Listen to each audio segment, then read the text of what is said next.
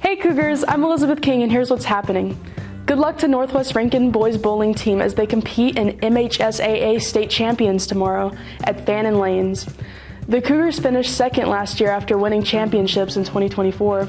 They look to bring back the trophy home this year.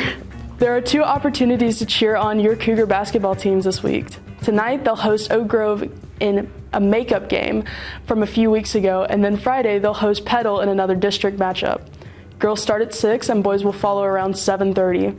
If you've lost an item at school, stop by the front office and check the lost and found shelves.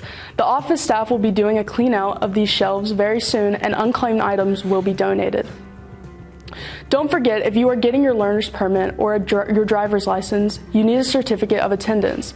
So stop by the front office in the main building or Tom's or the counseling suite to scan the QR code to request one. These forms take 24 hours to prepare, so make sure you submit your request in advance. If you have any questions, please stop by the front office. The Northwest Rankin cheerleaders are gearing up for nationals and want to show you what they've been up to. They will hold a national showcase this Saturday to preview their competition routines. The event is at 6 and is free of charge. Come send them off to nationals with a bang.